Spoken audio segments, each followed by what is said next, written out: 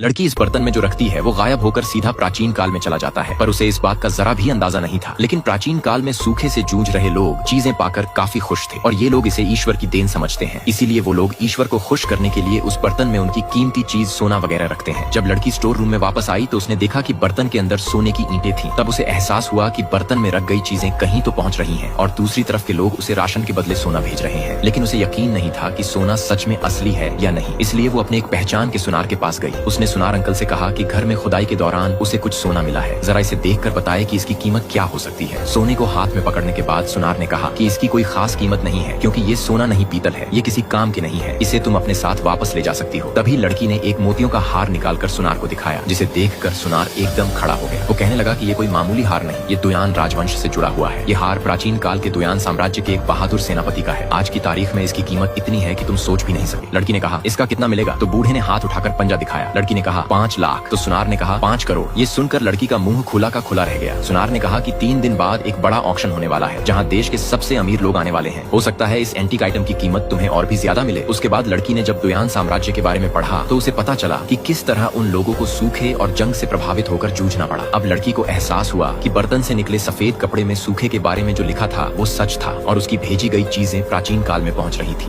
लड़की वापस घर लौटी तो उसने देखा कि जादुई बर्तन में और भी प्राचीन वस्तुएं आ चुकी थी। तभी उसके बैंक अकाउंट में उस जेड लॉकेट के 5 करोड़ जमा हो गए। वो सोचने लगी कि उस मामूली से लॉकेट की कीमत उसे 5 करोड़ मिली है, तो इस प्राचीन चीजों की कीमत भी बहुत ज्यादा होगी। लेकिन वो समझ गई कि दूसरी तरफ उन लोगों को और राशन की जरूर होगी, तभी उन्होंने ये चीजें भेजी हैं। लेकिन उसने किताब में पढ़ा था कि जंग और भूख मरे की वजह से दुयान साम्राज्य नष्ट हो गया था। उनकी वजह से लड़की मालामाल हो चुकी थी, इसलिए वो उनके लिए कुछ करना चाहती थी, पर वो उनकी तरफ से संदेश आने का इंतजार नहीं कर सकती थी। इसलिए उसने जल्दी से ढेर सारा राशन ऑर्डर किया। फिर उसे याद आया कि किताब सेनापति के रक्त संदेश में लिखा था कि माई अपने बच्चों को दूध की जगह अपना खून पिलाने पर मजबूर है। इसलिए उसने बाकी बचे पैसों का भी राशन खरीदने का फैसला किया। वो शॉपिंग मॉल गई और पूरे मॉल का सारा सामान खरीद लिया। लड़की प्राचीन लॉकेट से मिले पैसों से राशन खरीदकर जादुई बर्तन में रख देती है, तो वो सारा सामान प्राचीन काल में पहुंच जाता है, जिसे पाकर वो सभी लोग काफी खुश थे। ऐसा खाना उन्होंने अपनी जिंदगी में पहली बार देखा था। राशन को देखकर वो लोग कहते हैं कि ऐसा खाना तो बादशाह ने भी नहीं खाया होगा। सेनापति कहता है कि ये सब कुछ हमें ईश्वर ने दिया है, इसलिए हमें ईश्वर का धन्यवाद करना चाहिए। उसके बाद सभी घुटनों पर झुककर ईश्वर का धन्यवाद करते हैं। तभी एक सिपाही ने देखा कि बर्तन से आवाज आ रही है। उसने कहा कि ऐसा लगता है ईश्वर की तरफ से आकाशवाणी हो रही है। जब सेनापति ने कान लगाकर सुना तो अंदर आवाज आई कि क्या ये दुयान साम्राज्य है? क्या वहाँ के लोग सूखे से मर रहे हैं? सेनापति बड़ी विनम्रता से कहता है कि हाँ, ये महान दुयान साम्राज्य है। मुझे क्षमा करे प्रभु, देवताओं से कैसे बात करे मुझे नहीं पता। फिर अगली सुबह तक वो बर्तन के सामने हाथ जोड़े बैठा रहा। सिपाही खाली कटोरा लिए खाने का इंतजार कर रहे थे, लेकिन बर्तन से अब तक कुछ नहीं निकला था। तभी सेनापति को बर्तन से आवाजें सुनाई देने लगी कि दूसरी तरफ से लड़की कुछ कह रही थी, जिसे आदमी ने ईश्वरीय वाणी समझ लिया। लेकिन लड़की ने कहा कि वो कोई भगवान नहीं है, पर आदमी कहता है कि